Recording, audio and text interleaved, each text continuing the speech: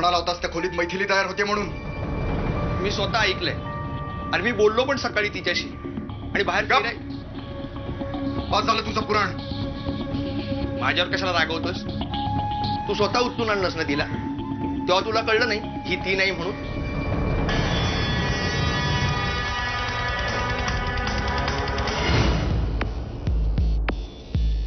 मी तरी तोंड कुठे बघितलं. जाऊ दे ना, या सगळ्या मुली अशाच असतात.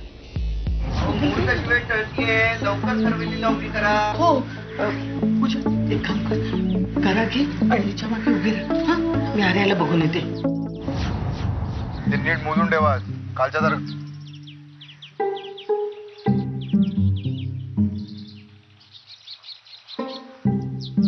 काय काय नाही.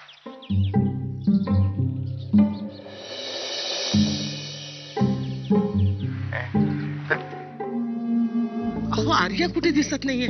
म्हणजे ती मंडपात नाहीये? नाही. मग तिच्या रूम मध्ये असेल. अहो वर सगळीकडे बघितलं मी.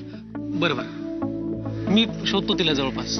हा अहो ऐका, कोणालाही कळू देऊ नका आर्या दिसत नाही म्हणून. नाही नाही, मी पाहतो. जा लवकर. नवऱ्या मुलीने मुलाच्या गळ्यामध्ये हार घालायचा आहे.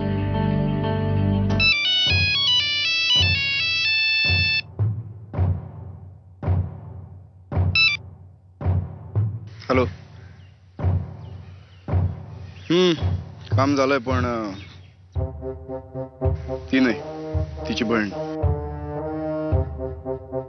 हो त्याच ठिकाणी मुहूर्ताच्या आधी. काही नाही, लग्न लागलंय आणि बाकी कामं सुरू आहेत.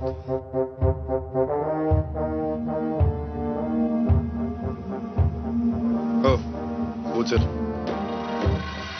विश्वा, अरे येड झाल्या घरून काय होणार आहे. तू नको इतका अस्वस्थ हो. मला तर आता तुझीच काळजी वाटायला लागली. तू बस बरं जरा. मीच लाडून ठेवलं ना तिला. सतत काही ना काही नवे घोळ. ही काय वेळ लपून बसण्याची. परवा जंगलात हरवली ना तेव्हा काळजाचं पाणी झालं होतं माझ्या. आज पुन्हा तेच. लाल जायची वेळ आणली हिने. विश्वा जरा शांत हो. कसा शांत हो मावशी, कसा शांत हो? आता कोण आलंय तरी सांगितलं होतं कोणाला आतमध्ये पाठवू नका म्हणून. पण माणसं ना. अहो या ना आत या. काही प्रॉब्लेम आहे का? नाही म्हणजे तुम्ही सगळेच इकडे आलात. खाली मंडपात तुमच्यापैकी कोणीच नाही.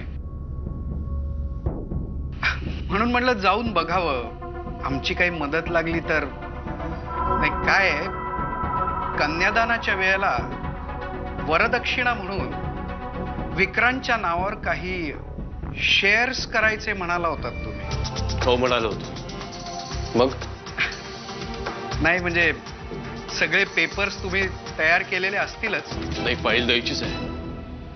पण काय, गुरुजींच्या हातून पूजा करून जरा गंधफूल वाहून दिली असती. देणारे तुम्ही, घेणारे आम्ही.